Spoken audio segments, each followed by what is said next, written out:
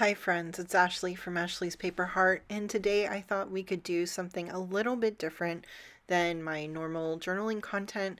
I know in previous videos I had kind of talked about wanting to include some art content into my channel. Art is such a big part of my life. If you don't know, I am currently on the journey of creating my portfolio so that I can start applying for master's programs in art.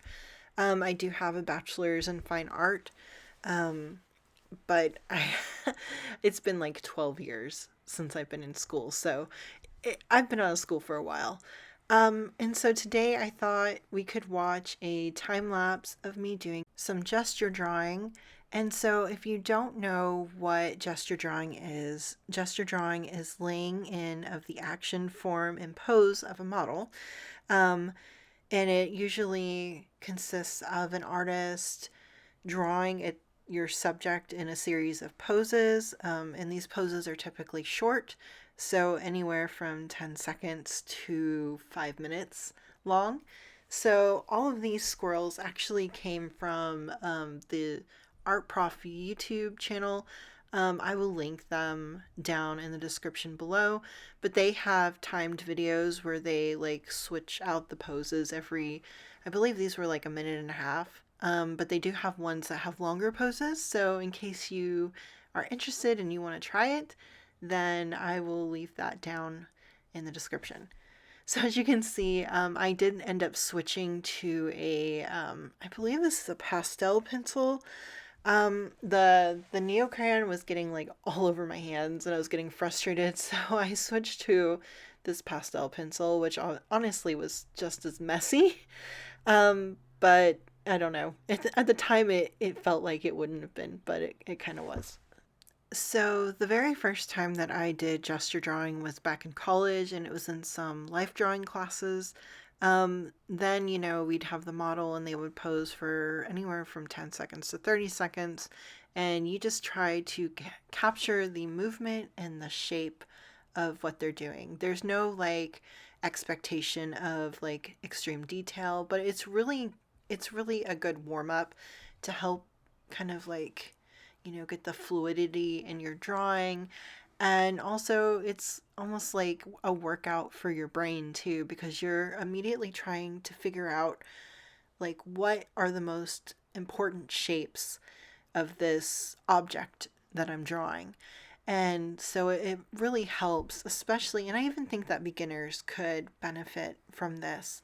Something that I really love about gesture drawing is because it's so fast and because you're working against the clock, there's no expectation of these drawings being precious.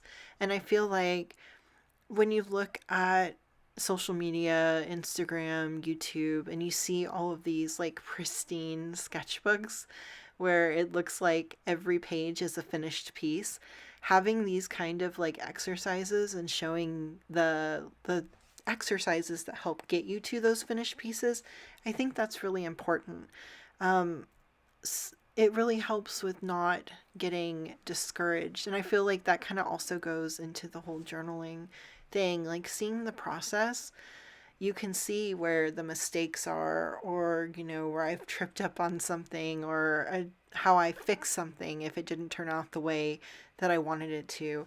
I think it's important to set realistic expectations, especially like in art, in any art form, be it journaling or drawing or sketching or whatever, that, people don't just like magically come up with this like amazing piece. That a lot of art, it takes work, all of it, and it takes dedication and practice.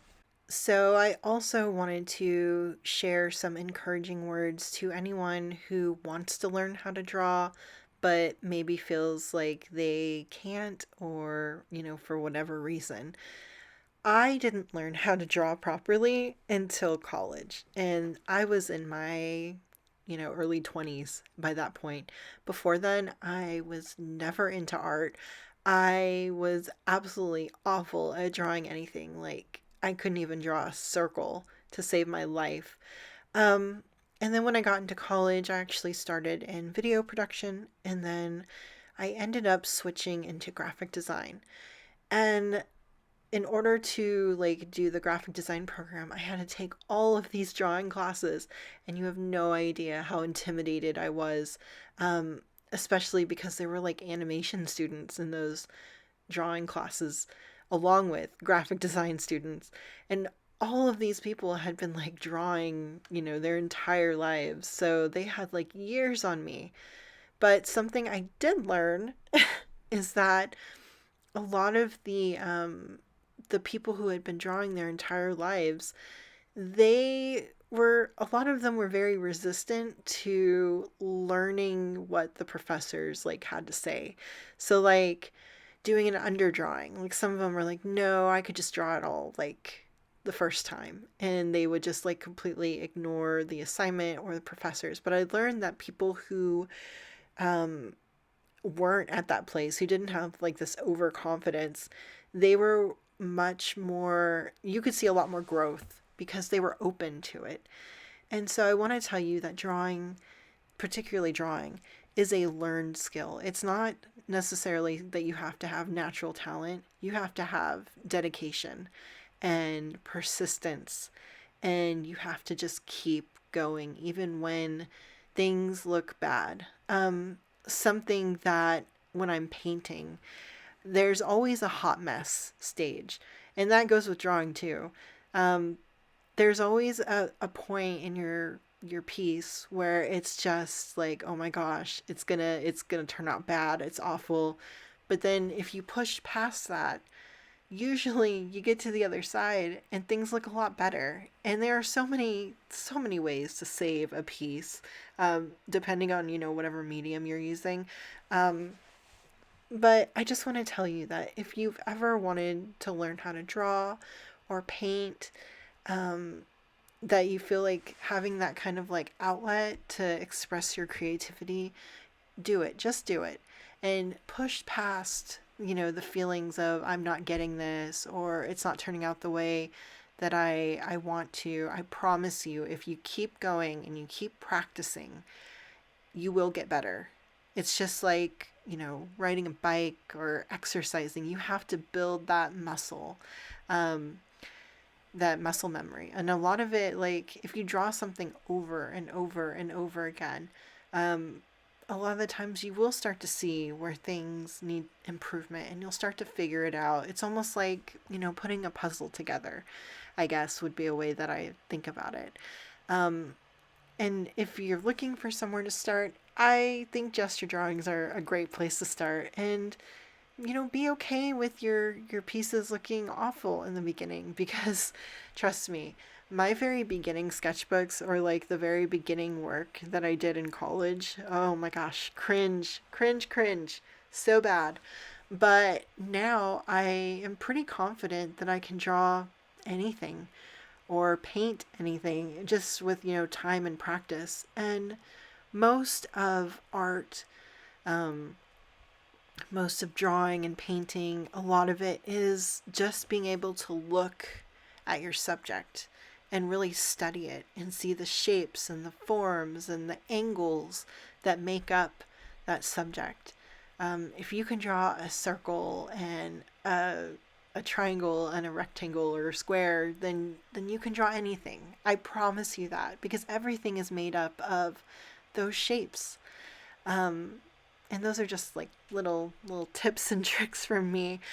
I'm hoping that in the future I could do some longer form, maybe tutorials or some paint with me's. Those are definitely things that I want to be adding to my channel in the future, especially as I'm on this journey of creating my portfolio for my MFA. I really want to share that part of me because art is such a huge part of my being, my person, and I really want to share it with you guys. So I hope that you are open to taking that journey with me, because I am so excited to share that part of myself with you guys. Um, so now that we're kind of getting towards the end of the video, I am flipping through some of my sketches that I did. I hope that you enjoyed this video. I know it was a little different than my normal content, so don't forget to give me a thumbs up and comment and subscribe. And I hope that you guys have a wonderful day. I'm so glad to be back, and I will see you guys in the next video. Bye.